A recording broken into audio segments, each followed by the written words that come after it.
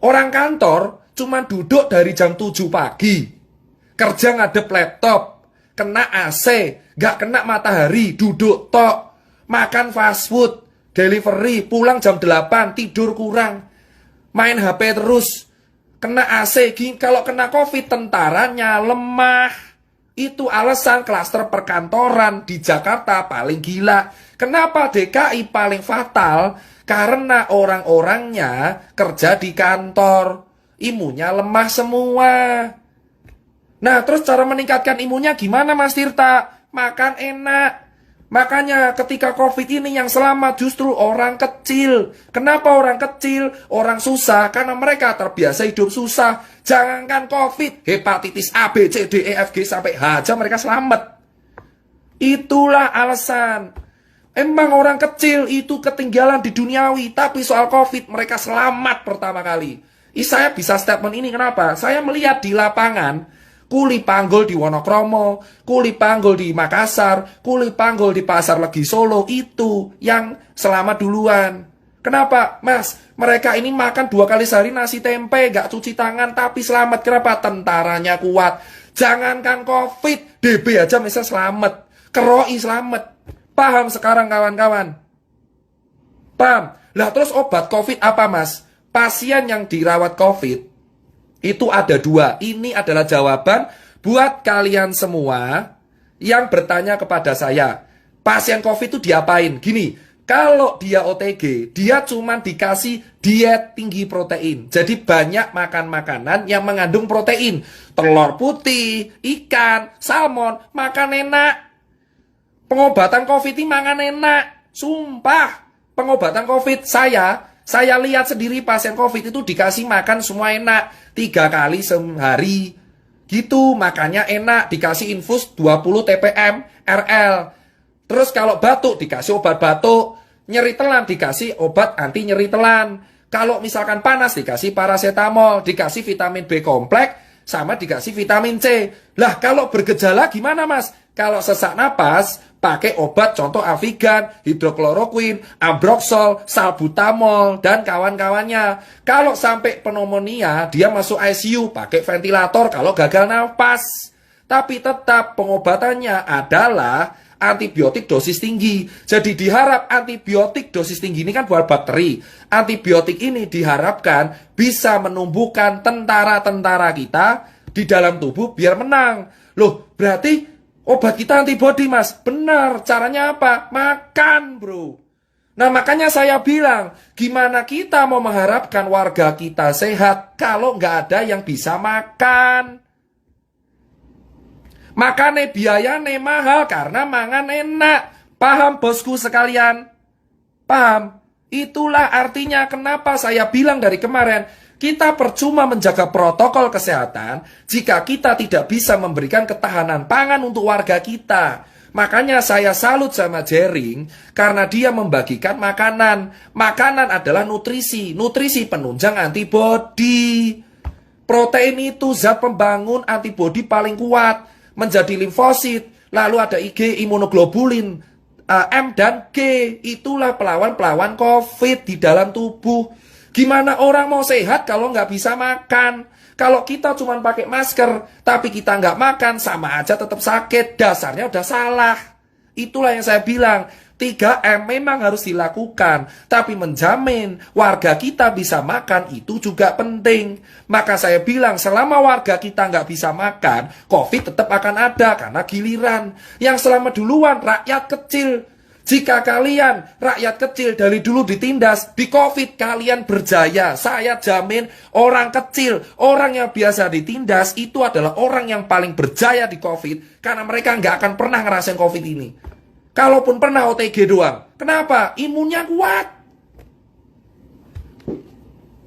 Itu pertama. Terus soal vaksin gimana Mas Tirta? Gini, tadi udah jelas ya. Berarti benar, COVID memang self-limiting disease. Asal imunnya kuat. Kalau imun nggak kuat, pakai obat. Loh Mas Tirta, soal vaksin gimana? Oke, kita udah tahu. Tentara. Nah, Pak, akhirnya WHO pakai cara instan. Ya disebut vaksin. Vaksin ini adalah virus dilemahkan. Jadi tentara kita diadaptasikan karena kita tahu warga kita rata-rata hidupnya adalah di kantor. Nah, virus ini digebuki dulu di luar. Asuwe jancuk. Nah, virus ini digebuki di luar. Virus COVID ini digebuki di luar. Cok asu, cok. Lemah dia. Udah lemah dimasukin ke tubuh. Dikeroyok karo antibodinya. Ini virus nih, vaksin itu gini. Ini vaksin, ini virus COVID. Diculik, gebuki saya asu. Nah, virus COVID ini sebabak belur dimasukkan ke tubuh. Harapannya antibodi kita, cok ono virus kuwi nyasar, lemah, gebuki. Harapannya muncul antibodi alami. Vaksin itu memicu antibodi alami supaya muncul antibodi lagi kalau COVID aslinya keluar. Asu koncoku diculik ning jerone Tirta, COVID datang nyusul. Sudah ada tentaranya. Nah, vaksin itu begitu. Makanya kalau dibilang vaksin ini untuk apa? Untuk orang-orang. Makanya kalau ada orang kecil bilang, saya nggak mau divaksin COVID. Wah, hidupnya di lapangan. Ya wes. Makanya vaksin COVID ini diutamakan untuk orang-orang yang emang secara struktural imun lemah.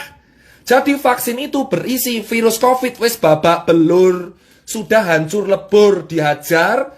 Tapi nggak dimatiin. Kan anjing ya. Ini disikat nih virus COVID. Nggak dibunuh.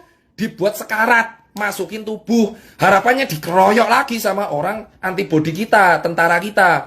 Muncul antibodi alami. Jadi kalau COVID yang kuat datang, kita kuat. Nah, berarti apa? Vaksin ini mencegah. Bosku. Antibodi kita tuh main hakim sendiri. Emang benar. Antibodi kita tuh barbar. Ada orang asing sikat, itu antibodi kita. Cuman kadang lupa ingatan. Mereka lupa, dipikir virusnya lemah semua. Nah, antibodi kita itu kalau kuat, kalau kita terbiasa kena infeksi. Satu, atau kedua, makan enak. Makanya kenapa ada berkata, kenapa gelandangan nggak pernah kena COVID? Kenapa orang gila nggak pernah kena COVID? Kenapa orang-orang nggak pernah kena, yang jalanan nggak pernah COVID? Karena mereka terbiasa hidup di lapangan yang infeksinya jauh lebih gila, bro. Bro, di lapangan kuli itu infeksi lebih gila. Hepatitis A, herpes zoster, terus hepatitis B, C, D, E, F, G, H, DBD ada 4. Wah, H1N1. Wah, gila bro. Makanya orang-orang lapangan kuat. Nah, sekarang kan kalian tahu. Makanya saya bilang, lah swab itu gimana? Karena virusnya tuh nempel di sini bro. Di sini loh virusnya itu. Virusnya tuh nempel di sini. Makanya sama di hidung, makanya swab. Nah, makanya perawatan COVID ku apa? Gor mangan enak. Sama pakai obat pereda sama antibiotik dosis tinggi kalau dia bergejala parah. Antibiotiknya ada 2, dosis tinggi. Ditambah pereda paru, sesak napas, pereda batuk sama vitamin dan pereda panas. Obatnya itu. Sama makan enak, dia tinggi protein. Jadi kalau kamu mau mencegah kena COVID, gampang bro, mangan enak. Nah terus orang kecil gimana? Santai, orang lapangan kayak kita bro, sudah terbiasa dengan hidup keras. Makanya karena hidup kita keras, mangan apa wae yo iso.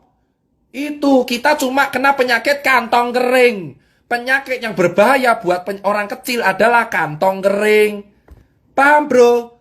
Vaksin itu adalah virus babak belur dimasukin ke tubuh. Kalaupun semua orang nggak mau make, saya sarankan vaksin kasih orang kantor yang imunnya lemah-lemah. Makanya klaster kantor paling utama. Kenapa? Urepe gor lungguh, main laptop. Kena bro. Bedain sama orang lapangan. Makanya COVID ini adalah bukti. Kita harus bersyukur kalau kita hidup keras. Paham bu? Makanya penyuluhan pemerintah kurang menurutku. Kenapa? Dari awal di sini 3M mereka lupa satu, nutrisi. Nutrisi itu penunjang antibodi. Cuma pakai masker buat apa kalau nggak bisa makan? Kalau warganya nggak makan, kelaparan, yang ada sakit, malah tipes bro. COVID lolos, mah tipes, mah mati. Kita itu kena penyakit kantong kering malahan kalau kita nggak makan. Paham bos? Itu alasan COVID, makanya itu pertama. Makanya kalau ada media bilang obat COVID ditemukan, kayak ngaton, renek bro obat COVID. Jika ada media yang mengatakan obat COVID ditemukan, obat COVID itu apa? Obat COVID itu antibodimu dewe. Makanya kalau antibodimu harus stabil, berpikir positif. Lah terus Mas Tirta paranoid. Makanya saya kecewa dengan media paranoid. Karena media paranoid itu akan meningkatkan hormon stres kortisol. Kalau stres, imunnya ikut stres, tentaranya stres. Paham? Jadi kalau misal kita stres nih, paranoid, ketakutan, ini di dalam tentaranya juga ketakutan.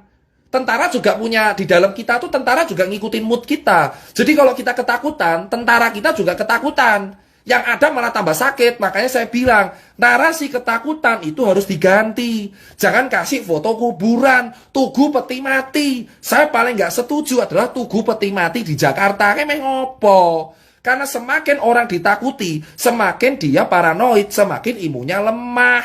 Orang harus happy, bro. Paham, bro? Nah, itu yang saya bilang. Makanya kalau kita bilang, Jerik itu kenapa saya salut, dia bagi pangan.